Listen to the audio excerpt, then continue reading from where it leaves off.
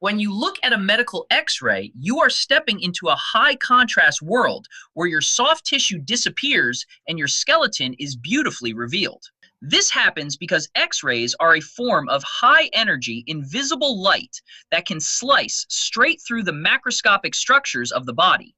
When the machine fires a brief, silent flash of these energetic photons, they encounter two completely different atomic landscapes inside you.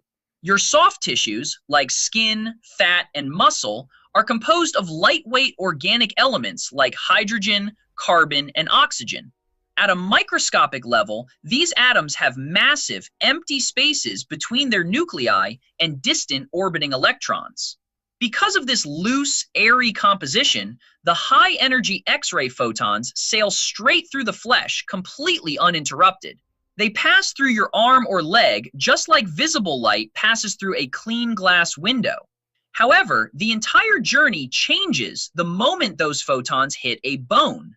Bones are a hyperdense, tightly packed lattice structure made of heavy inorganic minerals, specifically calcium and phosphorus. To an X-ray photon, this dense mineral wall acts like an impenetrable shield. Because calcium has a much larger, heavier nucleus and a dense cloud of electrons, the incoming photons collide violently with them and are completely absorbed or scattered. The bone effectively stops the radiation dead in its tracks, casting a perfect, sharp shadow onto the digital detector grid resting underneath you.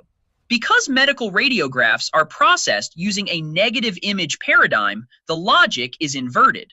Any area on the detector plate that is heavily bombarded by photons turns a deep, pitch black color, which is why the empty air and soft tissue areas look dark.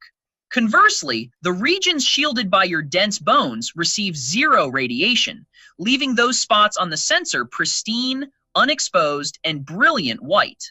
Ultimately, it all comes down to atomic density. Your soft tissue steps aside to let the light pass, while the dense calcium wall